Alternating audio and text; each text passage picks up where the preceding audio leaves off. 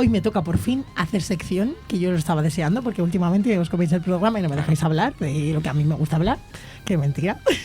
Pero bueno, no pasa nada. Dale caña que yo me voy. Ah, te vas, bueno. Vamos a volver a la sección de etimologías de la caja roja, que hoy os digo ya, desde ya, que le vamos a poner un nombre a esta sección, porque todavía no tenía nombre, pero poco a poco. Marcos, necesito que me pongas un tema, el primero que, ¿vale? Porque os voy a contar una historia, veréis. Érase una vez, en tiempos de Juan II de Castilla, allá por el siglo XV, un judío converso que residía en Sahagún, provincia de León. Y este judío converso estaba casado con una mujer llamada Catalina, que es a lo que vamos, porque el judío converso no sabemos cómo se llama. De esta buena señora cuentan las crónicas que le gustaba tanto el arroz que no solo la consumía en abundancia, sino que iba por donde quiera que fuese predicando las bondades y excelencias de este cereal, recomendándoselo incluso como panacea sanadora de cualquier tipo de dolencia. Vamos, que te dolía el pie, pues que comieras arroz. Que te dolía que no veías de un ojo, pues que comieras arroz. Me gusta nada el arroz. Pero, hete aquí la buena Catalina, un buen día, o malo, depende de cómo según se mire, enfermó acercándose a la muerte, nuestra querida Catalina. Postrada en el lecho de muerte, sin ser capaz de articular palabra, tan débil y apenas pudiendo reaccionar a lo que se le decía, sus vecinos y amigos querían intentar ayudarla precisamente con el remedio que ya tanto había predicado. Y entonces pues le ofrecían arroz, ¿no? Le ofrecieron arroz recordando pues eso, la debilidad de Catalina que sentía por él, intentando que, bueno, pues se remediara. Pero claro, cuando le preguntaban si quería arroz... Qué bueno esto, o sea, que de ahí viene. Espérate, hombre, espérate. Qué bueno. Cuando le preguntaban que si quería arroz, la pobre era incapaz de decir ni sí ni no. Entonces 1000 veces le preguntaban que si quieres arroz, Catalina. Y entonces, pues nada, pues miles de veces se quedaron sin respuesta. Y la pobre Catalina, pues murió sin responder. Vaya. Me encanta que venga de ahí, ¿eh? Que tenga historia. Esta es la primera de las historias que os voy a contar hoy. Vale. Este es el primero de los cuentos. A ver, yo, hombre, bien, ¿no? O sea, me gusta que si sea verdad o mentira. A Ignacio le ha convencido. Sí, le ha convencido el asunto. Me gusta. O sea, va a haber uno que es mentira. Yo la verdad es que... No habrá uno que sea verdad, ¿no? La verdad es que os digo una cosa. ¿Vosotros os creéis que este es el origen, de verdad, de la expresión que si quieres arroz, Catalina? ¿No suena un poco a cuento chino como lo de la manzana de Eva? Pues, me hombre, parece. No lo sé, te quiero decir, siglo XV. Todavía no ha llegado la patata ni el chocolate. Es que no había más que comer. No había arroz. Eso es lo que me pregunté yo lo primero. Cuidado que eso fue lo primero que me pregunté. ¿Había llegado el arroz del siglo XV a los judíos conversos? Porque a lo mejor en las altas élites comían arroz. Los judíos siempre han sido muy de estar en la élite, poder haber llegado el arroz a ellos. Cuidado que he investigado sobre el tema. A ver. La historia del arroz. Vamos Cuidado, a eso. El arroz se cultivó por primera vez en China hace unos 10.000 años. O sea que arroz había en el mundo, la cosa. Pero a España llegó un poquito más tarde. Alejandro Magno fue el que introdujo el arroz en Grecia en el siglo IV a.C. O sea que ya había llegado a Europa antes de Cristo, 4 siglos antes. La cosa es que los romanos conocieron el arroz a través de los griegos, pero lo consideraban un producto exótico todavía. Y a España llega el arroz con la conquista musulmana del siglo VIII. O sea, cuidado que este dato es importante porque luego nos va a llevar a cosas. La conquista musulmana del siglo VIII, ¿vale? Y eso es el comienzo de producción de arroz en la región. ¿Qué pasa? Que todavía seguía siendo un producto exótico para los españoles. Lo que no sé es que si en el siglo XV ya la gente comía arroz de manera normal o no. La verdad Bueno, que pero estar estaba. Estaba. La cosa es que a mí me parece un poco cuento chino esto del judío converso de la época de Juan II y Catalina, la verdad. Y efectivamente hay varias versiones de este cuento. Marcos, vámonos un poquito más adelante. Nos vamos a ir al Renacimiento. Un siglo y medio después, más o menos, y os cuento la segunda historia de Si quieres arroz, Catalina. Vale. Ambiéntame. Me encanta. Ahora vamos a viajar a mitad del siglo XVI, ¿vale?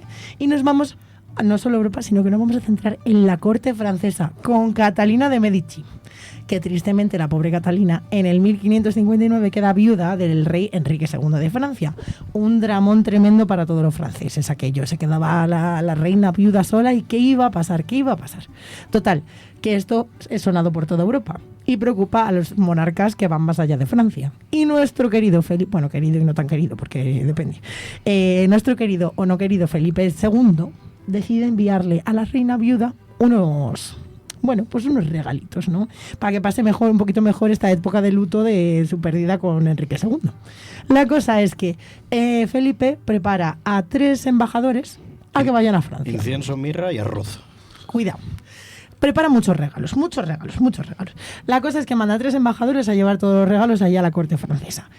¿Qué pasa? Que por lo que sea, estos 3 embajadores no estaban tan preparados como parecía para ser embajadores, porque ninguno de ellos sabía francés. Muy bueno. Entonces, ¿qué llevan? La clave del éxito. Llevan un traductor con ellos al viaje y a la reunión con la señora Catalina de Medici. Hacen el viaje, viajan hasta Francia y llegan a la corte francesa y tragedia. La noche anterior a la reunión con Catalina, el traductor se pone malísimo. Fatal. Se va de vareta o lo que sea. Bueno, que no, porque al día siguiente no puede acudir a la reunión.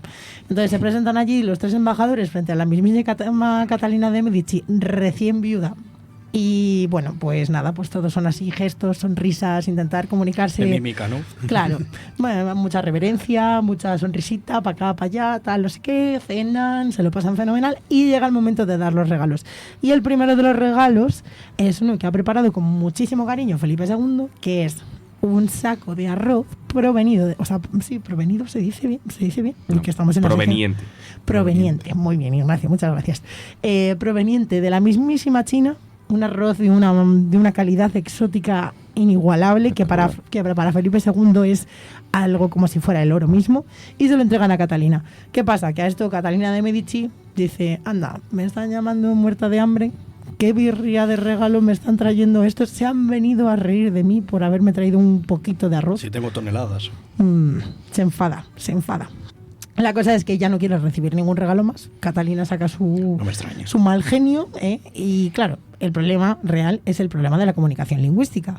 O sea, no se llegan a entender. Ellos no son capaces de explicarle el exotismo del arroz y la importancia del arroz, y ella, bueno, pues se enfada toda. Ella, pero qué mierda es esta. Claro, o sea, a ver, si vas a la corte con un kilo de arroz sos y no puedes hacer ni chin chun chin, pues, si no me daba una paella.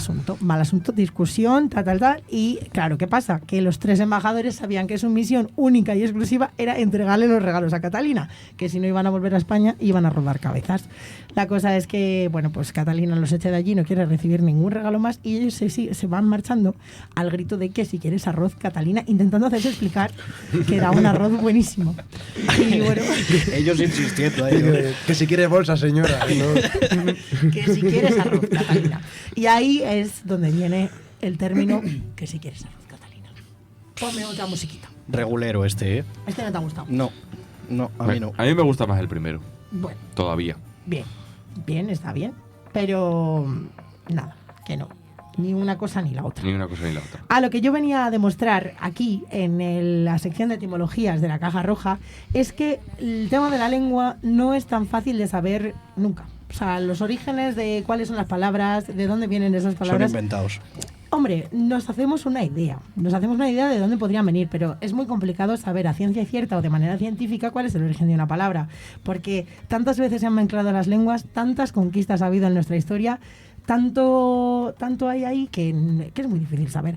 Y además, de hecho, hay otra de las cosas que ya lo repetí el otro día, que estas son las bases de esta sección, y es que la oralidad misma de la lengua es lo que hace que sea imposible. La lengua está viva, entonces es imposible saber cómo pronunciaban X palabras en el siglo XV o en el XVI. O sea, no lo sabemos, no tenemos cómo demostrarlo. ¿Qué lo sabemos? Pues a través de lo que os he dicho a veces, las cartas de los quesos, lo que hay en las esquinas escrito en los libros de gente que intentaba adivinar qué era lo que ponía en esos libros. Entonces, bueno. Y ahora vamos a hacer un salto en la historia muy, muy grande y nos vamos a ir a 2018. Coño. Con un señor que se llama Federico Corriente, que es un doctor en filología semítica. Federico Corriente se llama. El más normal de su promoción. Federico Corriente. Y vamos Vamos al 2018, porque Federico Corriente... Vamos a ir aclarando cosas, ¿vale? Perdón, que es que hay muchas cosas que aclarar. Este señor ingresa en la Real Academia. ¿En cuál? En la Real Academia Española. Ah, la española. Sí. En la letra K, sustituyendo el puesto de Ana María Matute, que había muerto en el 2014, que había quedado esa la letra K es como para decirte, tú no... Bueno, la letra K tiene una importancia. K de kilo, K de kiwi... Pero escúchame, está bastante pronto en el abecedario, la K. Ah, pero eso funciona así. Hombre, claro. A, B, C, F, G, H, I, J, K. Claro, cada uno tiene su silla con su letra. Ya, pero como que la K es como la A. La A tiene que ser... Hombre, yo creo que va en orden de... No sé. La más mentada, ¿no? Bueno. Miguel de Cervantes la A se le daría. La K Se le daría igual pues, a uno que escribe. Que se apellida Corriente, tío. Déjalo que se quede la K. Da igual. Creo yo, que no sé cómo funciona eso. Bueno, ya para el próximo día. En hay que investigar. Tienes que hablar con los académicos. Hablamos, ¿vale? Hablamos de la academia. Total, que os he dicho que es doctor en filología semítica. ¿A qué suena esto de semítica? Claro. Semítica. Yo os voy a decir una cosa. Os he dado una pista a lo largo de esta sección y os he dicho que era importante recordar el tema. El tema de la conquista. De la conquista musulmana. La filología semítica es el estudio de las lenguas, literaturas y culturas de los pueblos semíticos, es decir, del Próximo Oriente y del Cuerno de África. Un enfoque de las lenguas el árabe, el hebreo, el arameo, tanto en sus formas antiguas como actuales. Así que os podéis imaginar hacia dónde vamos con esto de que si quieres arroz Catalina, que no tenía nada que ver ni con Juan II, ni con Enrique II, ni con Felipe II. Sí, bueno, pero Enrique era el que había las había rascado. Se había muerto. Claro, sí. Vale, total. Este señor ingresa en la Real Academia haciendo un discurso que a mí la verdad que me entra muy bien en esta sección, que es, bueno, pues desmontando mitos sobre la realidad del origen de algunas palabras, ¿no? Esas palabras que a veces creíamos que habían venido de algo muy concreto, pero que luego en realidad cuando se ponen a investigar encontramos en algunos márgenes de los libros que no, que en realidad vienen de otra cosa, que otros habían escuchado esa palabra en otro sitio. Ya. Total, una de las cosas que dice Federico Corriente en este discurso, dice: ningún experto está libre de ese minutillo de trance etimológico, alegre y confiado en el que nos parece lógico y razonable, lo que luego se demostrará que era ligereza y disparate, un poco lo que le ha pasado a Ignacio con la historia del judío converso y Catalina. Que me ha gustado y he dicho, que de repente dices, tendrá que ser esa. Bien, esto es. Habla de muchos términos. Por ejemplo, el término ojalá, que se creía que venía también de la evolución del árabe de... Ojalá. Es que esto me va a costar mucho. La yo tengo el oído muy entrenado. ¿no? Pero en realidad venía de un diccionario neopersa. Descubre que en un diccionario neopersa hay otra acepción, ¿vale? Que, ahí no hay mucha diferencia, ¿no? Es como si Dios quiere, sí, realmente. Y la otra acepción era Dios no nos prive, o sea, es muy parecido. Me gusta a mí eso de si Dios quiere, lo uso yo bastante. Pues ojalá viene realmente de eso. Voy a empezar a usar la ojalá. Vale, os cuento también, otra cosa de las que habla este académico es que la mayoría de los arabismos no vienen del árabe en sí. O sea, quiero decir, es una cosa muy lógica, pero es que es la verdad. Vienen de los dialectos andalusíes que fueron desarrollándose en torno a todos los siglos que estuvieron presentes en la península. Claro, no es lo mismo que algo venga del árabe a que venga de la evolución de distintas regiones andalusíes. Porque que algo venga del árabe propiamente dicho está complicado, porque es un idioma que no tiene absolutamente nada que ver. Árabe pasó por andaluz. Claro, de hecho, la lengua castellana tiene muchísimos arabismos, muchísimos que lo podemos tratar otro día en esta sección también, pero es que si no, no me da tiempo. Alféizar me gusta a mí como palabra y resulta que viene de por ahí. Sí. La mayoría de palabras que empiezan por podéis sospechar que son arabismos, claro. Sí, efectivamente. Hay muchísimas palabras que vienen, pero no vienen del árabe en sí. Sobre todo vienen de esa inmigración mozárabe de los cristianos. O sea, los mozárabes eran esos cristianos que se habían quedado en la zona musulmana y que tenían que adaptarse que pillaban cositas a la vida de ellos mismos. De hecho, la mayoría eran bilingües, pero también había muchos arabófonos, es decir, hablantes nativos de la lengua árabe en aquel momento. ¿Qué pasa? Que los mozárabes lo que funcionó al final fue irse a la zona de los reinos cristianos, a la zona del norte de España. ¿Por qué? Pues porque aunque fueran unos ciudadanos que no profesaban realmente su religión, se sabían en el fondo que eran cristianos, por lo tanto se les trataba con cierta discriminación. Entonces al final muchos deciden emigrar a las zonas del norte de España. ¿Qué pasa? Que van con esta lengua, con la lengua árabe, que es la que saben hablar, y allí se mezcla con la lengua cristiana del momento, y así, de esa sinergia de charla y energía, pues se forman las nuevas palabras. Se empezó a diseñar el idioma, ¿eh? Total, así empieza. Y os cuento, pues nada, también sucede con las expresiones. Lo que pasa es que con las expresiones pasa una cosa muy graciosa, que es que muchas veces se trata con literalidad las expresiones. O sea, es decir, algo que nos suena a algo, pues directamente lo usamos. Y la expresión, si quieres arroz Catalina, fijaros de qué viene. De una frase que se decía a las mujeres musulmanas cuando se casaban por segunda vez. Es como en el momento de hacer el matrimonio, ¿no? En plan de... ¿cómo es lo que se dice cuando te quieres casar, no? Si quiero. Nunca me he casado. Sí, pero antes de que respondas si quiero. Bueno, promete respetar y tal y cual. pues sí, pues esta era una frase que se decía así cuando se casaba una mujer, pues se decía a la mujer cuando se casaba por segunda vez. Y esta vez, o sea, esta frase era tirrit a la rus actalina. Ah, Catalina. O sea, tirrit a la rus actalina. Que si quieres arroz, Catalina. Con todo tu coño. Tirrita la Rus, Catalina. Catalina. Yo no sé si esto os sonará mejor o peor. O sea, quiero decir, claro, mucho más bonita en la historia del judío converso y Catalina, más bonita, pero claro, mucho más nos encaja que algo así sucediera, ¿nos parece? Sí. Vale, y esta sección no acaba aquí, pero he decidido llamarla a la sección de etimología Que de si la quieres Caja arroz, Roja, Catalina. que si quieres arroz, Catalina. Muy bien, nos encanta. Nos gusta. Y os voy a hablar de otra palabra que viene del árabe hispánico, que es droga. Anda. Viene de una palabra del árabe hispánico que se llamaba jatruca, Atruca. que literalmente significaba charlatanería. Fijaros, o sea, yo no sé Hablar por qué. de, ¿no? Hablar de. Bueno, pues al final la palabra droga viene de eso. Claro, que luego yo he empezado a pensar y he venido al prefijo narco, que en realidad no tiene nada que ver con droga, porque es que, claro, yo empezaba a pensar esta semana. Narcótico, claro, narcolepsia, eso es dormir. era de dormir, efectivamente. Entonces vamos a hablar de las aventuras del prefijo narco, ¿vale? A ver qué os parece el tema. Esta pantalla no soy yo capaz Porque de... quieres Si tienes que cotillear. Me gusta mi cotilla. Ah, te gusta. Me gusta. Bueno, yo me voy. Aquí, justo en este Bueno. momento, en el momento en el que se hable de drogas en este programa. Venga, Me pues levanto y me voy. Bueno, pues ya está, pues ya va. Pues Un vamos a placer a hablar, todos, vamos chicos. a hablar de Que drogas. vaya muy bien. No lo perdáis, Óscar se lo pierde.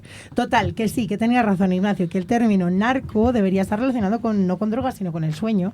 Narco procede del griego narqué, que significa sueño o torpor, que me encanta la palabra torpor. Torpor. No la usamos nada, pero es así, ¿no? Como, bueno, torpor se utiliza para algo, en plan... tengo un Jamás, torpor. no, primera vez. No, yo no la he escuchado nunca. Bueno, vale. Hay muchas palabras que están compuestas de esto, como lo que estábamos diciendo, narcolepsia, narcoanálisis, que era el procedimiento de la investigación, de indagar en el inconsciente humano, con fármacos en el paciente. También hay como términos como narcoanalítico, que era el que hacía el narcoanálisis, o la narcoterapia, que estaba vinculada a lo mismo, ¿no? Tengo varios términos que están vinculados a eso. Narcolepsia, que es esa enfermedad que de repente hace que te quedes dormido. Como Jordi Évole, ¿no? Que se dormía a veces Sí, en la mesa. Jordi Évole es uno de los que sufre sí. narcolepsia.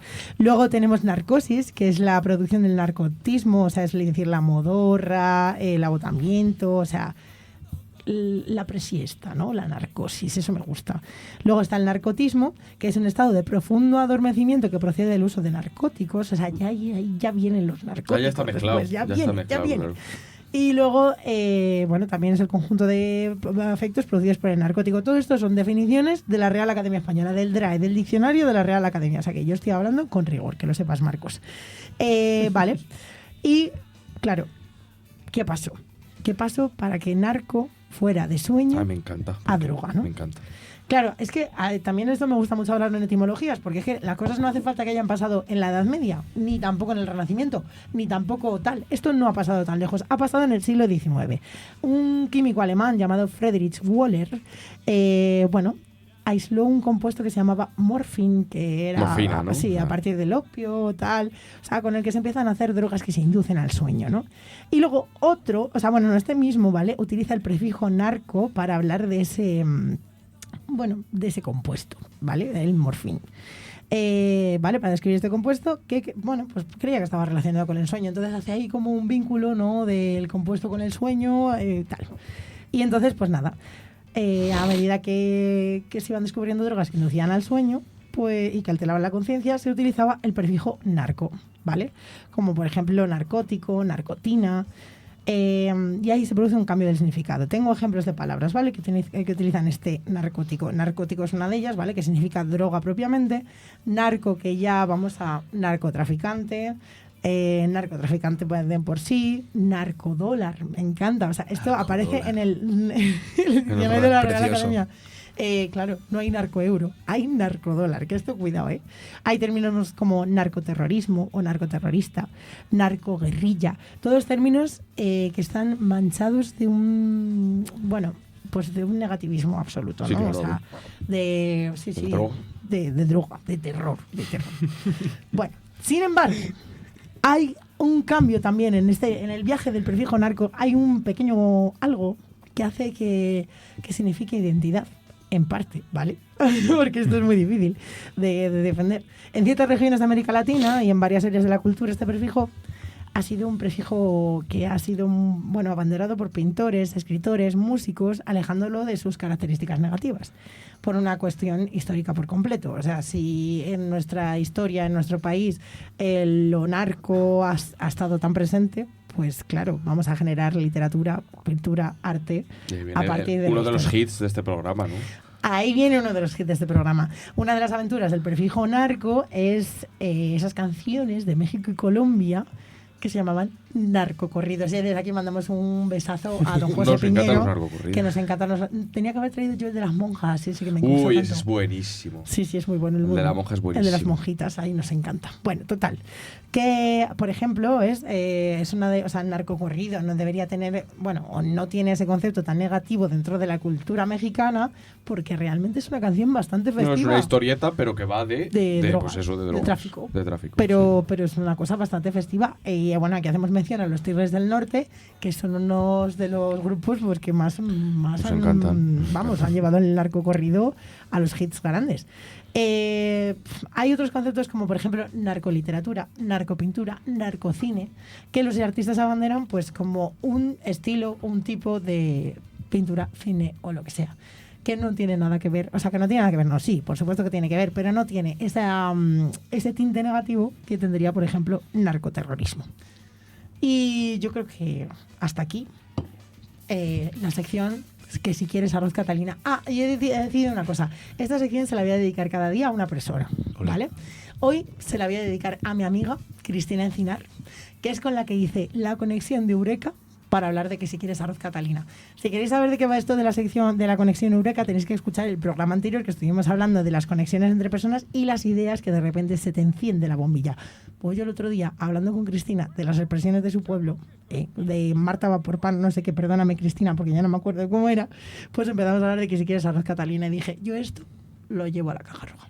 Así que hasta aquí, que si quieres arroz Catalina. Ole. Muy bueno.